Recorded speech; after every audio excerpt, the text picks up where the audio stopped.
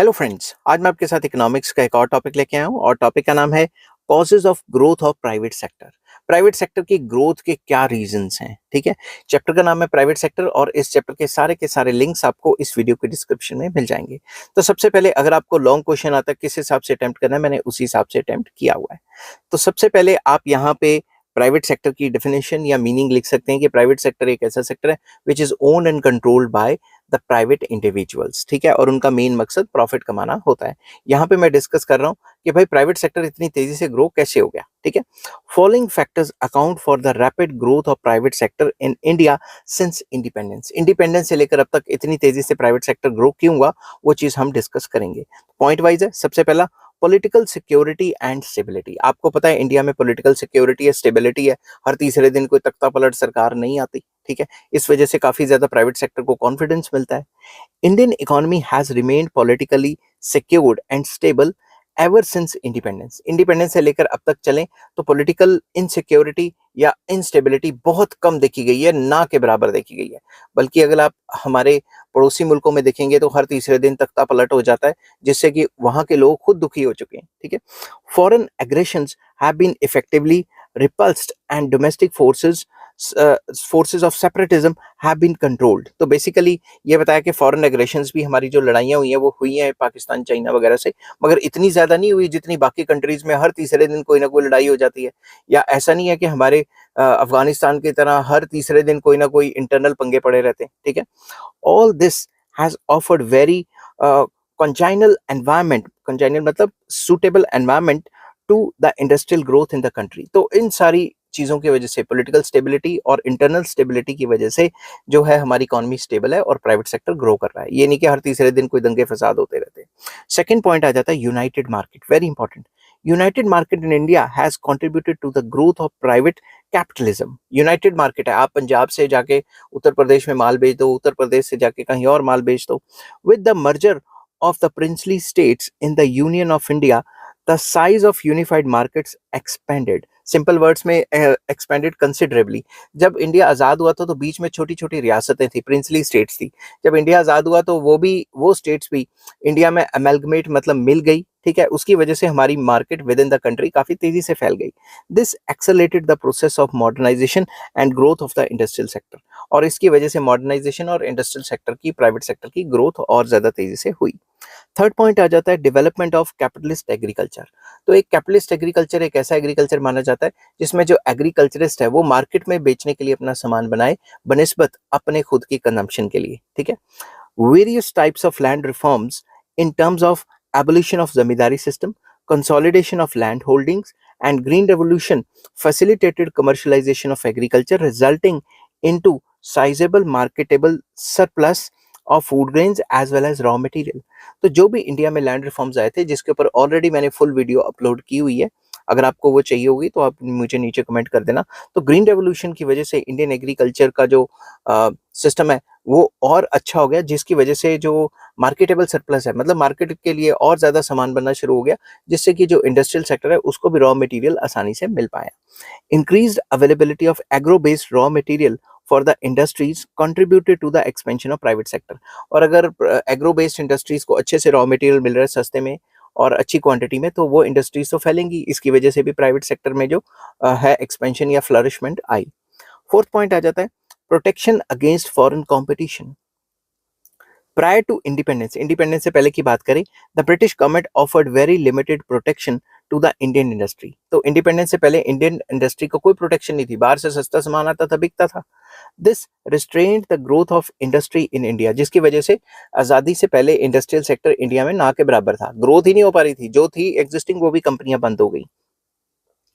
After independence, Indian economy was offered a comprehensive cover of protection against foreign competition. मगर जैसे ही हमारा देश आज़ाद हुआ, हमने अपनी इकोनॉमी को प्रोटेक्ट करने के लिए, अपनी इंडस्ट्रीज को प्रोटेक्ट करने के लिए काफ़ी ज़्यादा रिस्ट्रिक्शन लगा दी या फिर पॉलिसी ऑफ प्रोटेक्शन को जो है अप्लाई कर दिया। ठीक है, imports were discouraged with heavy tariff duties and exports were encouraged with various types of incentives। imports को discourage करने के लिए उन पे टैक्स टुक्स लगा दिया और exports को encourage करने के लिए उनको सब्सिडी दे दी।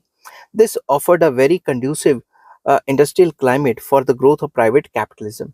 तो इसकी वजह से जब प्राइवेट सेक्टर को पता कि बाहर से सामान जो आएगा उस पे टैक्स इतना ज़्यादा पड़ जाएगा, तो लोग बाहर का तो सामान खरीद ही नहीं पाएँगे। तो यहाँ का जो प्राइवेट सेक्टर है उसको काफ़ी ज़्यादा बढ़ावा मिला, इंड्यूसमेंट मिली और प्रॉफिटेबिलिटी मिली ताकि वो अपनी कंपनियाँ खोल सकें। No doubt, restrictions on import deprived the consumers of a number of goods made abroad, but it accelerated the growth process of domestic industry. कुछ लोगों का ये मानना है कि बाहर से जब भी हम सामान पे टैक्स लगाते हैं, तो यहाँ के जो लोग हैं, यहाँ के जो कंज्यूमर्स हैं, उनको हम डिप्राइव कर देते हैं कि वो अपना स्टैंडर्ड ऑफ लिविंग बढ़ा के एक अच्छी क्वालिटी का सामान इस्तेमाल कर सके। बट इसके करने से हमारा भी तो फायदा हुआ ना। हमारी जो इंडस्ट्रियल सेक्टर है, जो चीज़ें हम बाहर से मंगवा रहे थे वो हमने विद इन द कंट्री बनानी शुरू कर दी, क्योंकि बाहर वाले सामान पे टैक्स लग रहा था। तो इंपोर्ट सब्स्टिट्यूशन की वजह से भी इंडियन इकोनॉमी में प्राइवेट सेक्टर का काफ़ी ज़्यादा बढ़ावा हुआ। फिफ्थ पॉइंट आ जाता है government help. Indian government offered liberal financial assistance to the private industry. ये तो पता है कि अभी तक की सरकारें भी अगर आप देखें आज़ादी से लेकर अब तक प्राइवेट सेक्टर को एनकरेज करने के लिए मतलब काफ़ी फाइनेंशियल हेल्प देती हैं, सस्ते में लोन्स वगैरह देती हैं। मैनी फाइनेंशियल इंटरमीडियरीज या intermediates that is IDBI, ICICI, IFCI, SIDBI, SFC and commercial banks have been established to cater the credit needs of the industry। तो सरकार ने कई फाइनेंशियल इंस्टीट्यूशंस खोले जो प्राइवेट सेक्टर को प्राइवेट सेक्टर को मतलब प्राइवेट इंडस्ट्रीज को सस्ते में लोन्स देंगी ताकि उनको एनकरेज किया जाए। The government has also offered various fiscal facilities in terms of tax concessions and subsidies as well as technical assistance to the private enterprises. तो सरकार ने और भी कई टाइप की हेल्प की, जैसे फिस्कल फैसिलिटीज, टैक्स में माफ वगैरह कर दिया, सब्सिडी वगैरह दे दी, टेक्निकल हेल्प कर दी उनकी कंपनीज की ताकि उनको बढ़ावा मिले। With a view to encouraging private entrepreneurs, the government has also entered into joint ventures with private entrepreneurs। तो प्राइवेट सेक्टर की इन्वेस्टमेंट को एनकरेज करने के लिए, प्राइवेट सेक्टर को एनकरेज करने के लिए सरकार जॉइंट वेंचर भी करने को खोल गई कि भाई आधा पैसा हम डालते हैं, आधा तुम डाल दो, जिसको पब्लिक प्राइवेट पार्टनरशिप PPP कहा जाता है। उससे भी प्राइवेट सेक्टर को एनकरेजमेंट मिली कि भाई सरकार ही पैसा डाल रही है तो हम भी अपना पैसा डाल देते हैं। सिक्स्थ पॉइंट आ जाता है impact of growth of public sector. Public sector के ग्रो करने से भी प्राइवेट सेक्टर को काफी हेल्प मिली। Stupendous growth of the public sector, particularly in the field of basic industries, that is iron and steel, transport, communication, and others, offering a variety of infrastructural facilities, has been yet another factor accelerating the process of growth of the private sector in India। Public sector में सरकार ने काफी ज्यादा investment कर दी थी आजादी के बाद। तो ज्यादातर जो पब्लिक सेक्टर इंडस्ट्रीज हैं वो बेसिक इंडस्ट्रीज हैं जिसमें transport, steel, iron, communication etcetera आ जाती है, जिसकी वजह से इंफ्रास्ट्रक्चर बहुत अच्छा हुआ और प्राइवेट सेक्टर को और ज्यादा बढ़ावा मिला ताकि वो दूर दराज के इलाकों में भी जाके अपनी फैक्ट्रीज खोल सके। Government has provided strong infrastructural facilities in the form of roads, railways, airports, sea ports, availability of power etcetera. तो ये सारी इंफ्रास्ट्रक्चरल फैसिलिटीज सरकार ने प्राइवेट सेक्टर को दी, जिसकी वजह से प्राइवेट सेक्टर का बढ़ावा हुआ। Without infrastructural facilities the private sector perhaps would not have grown to the extent it has. तो अगर इतना ज्यादा इंफ्रास्ट्रक्चरल फैसिलिटीज ना मिली होती तो प्राइवेट सेक्टर इतना ज्यादा ग्रो ना हुआ होता। ठीक है, तो गवर्नमेंट ने भी काफी हेल्प की है। सेवंथ पॉइंट आ जाता है इंडियनाइजेशन ऑफ फॉरेन एंटरप्राइजेस। जितने भी फॉरेन एंटरप्राइजेस थी उनको इंडियनाइज तरीके से डेवलप किया गया। कैसे? Indianisation of foreign enterprises operating in India has also contributed to the growth of private industry. तो जो बाहर की कंपनियां यहाँ पे आई वो इंडियनाइज हो गई, उनसे भी काफी ज्यादा हेल्प मिली प्राइवेट सेक्टर को ग्रो करने में। कैसे? फॉलोइंग पॉइंट्स में be noted in this context. A, many foreign industries relating to petrol, coal and gold mines were nationalized after independence। तो जो भी बाहर की कंपनियां थी जो यहाँ पे चल रही थी आजादी से पहले, उनको नेशनलाइज कर दिया गया, वो सरकार ने अपने कब्जे में ले ली। Collaboration of domestic private sector companies with the foreign companies operating in India has increase. तो बाहर से जो कंपनी आते हैं वो इंडियन कंपनीज के साथ कोलैबोरेशन में काम करेंगी, वो भी काफी ज्यादा एक सिचुएशन होगी कंड्यूसिव ताकि प्राइवेट सेक्टर को बढ़ावा मिले। Indians are appointed at the top managerial cadres of the foreign companies in India. तो जो भी फॉरेन कंपनी इंडिया में खुलेगी उसके जो टॉप के बंदे होंगे वो बाहर वाले नहीं होंगे, वो इंडियंस होंगे। उन्होंने इंडियंस को अपॉइंट करना शुरू कर दिया। It helps in knowledge upgradation of Indians which facilitates growth of private sector. इसकी वजह से इंडियंस को नॉलेज अपग्रेडेशन मिली, नए नए स्किल सीखने को मिले और प्राइवेट सेक्टर में बढ़ावा हो, क्योंकि अगर वो उनको सारा काम पता लग गया, वो अगर कंपनी के काम से या तनख्वाह से खुश ना हुए तो वो बाहर जाके अपना वही सेम काम शुरू कर देंगे। ठीक है, 8th पॉइंट आ जाता है allowing Indian private corporate sector to invest outside India. तो यहाँ पे कई कॉर्पोरेट सेक्टर्स हैं, जैसे अडानी की कंपनीज हैं और भी कई कंपनीज हैं जो फॉरेन में जा जाके इन्वेस्टमेंट करती हैं, इससे भी इंडिया का प्राइवेट सेक्टर बढ़ता है। ठीक है, in 2008-2009 limit on investment in foreign countries by Indian companies was raised from 300% to 400% of their net worth. वो अपने नेटवर्क का 3 गुना से 4 गुना भी बाहर पैसे इन्वेस्ट कर सकती हैं।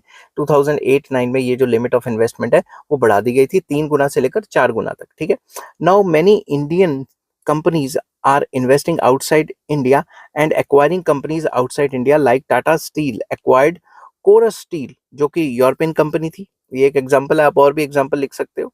अडानी काफी जो है जो कंपनी को एक्वायर कर रहा है, अंबानी काफी कंपनीज को एक्वायर कर रहे हैं, तो ये आप कुछ एग्जांपल लिख सकते हो। It has facilitated the growth of private sector, कि जब हमारा प्राइवेट सेक्टर बाहर जा जाके कंपनीज को एक्वायर कर रहा है तो इससे भी तो हमारे प्राइवेट सेक्टर की ग्रोथ हो रही है। नेक्स्ट पॉइंट, 9th पॉइंट आ जाता है कंड्यूसिव इकोनॉमिक पॉलिसीज। जो भी सरकार की पॉलिसीज हैं वो काफी कंड्यूसिव या सूटेबल रही हैं, जिसकी वजह से प्राइवेट सेक्टर की ग्रोथ हुई है। In recent years government has liberalised industrial policy, licensing policy या लाइसेंस पॉलिसी भी कह सकते हो, foreign investment policy, foreign trade policy etcetera. तो इन सारी पॉलिसीज को लिबरलाइज करने की वजह से भी प्राइवेट सेक्टर बढ़ा है। Government has focused on liberalisation, privatisation and globalisation. Government का मेन फोकस रहा है एलपीजी मतलब लिबरलाइजेशन, प्राइवेटाइजेशन एंड ग्लोबलाइजेशन को बढ़ावा देने में। It has also laid stress on case of doing business, procedural simplification etcetera. तो बेसिकली सरकार ये चाहती है कि जो ईज ऑफ बिजनेस है, stress on case of business नहीं आना था, यहाँ पे ईज ऑफ बिजनेस आना था। ठीक है, मेरे से गलती हो गई होगी।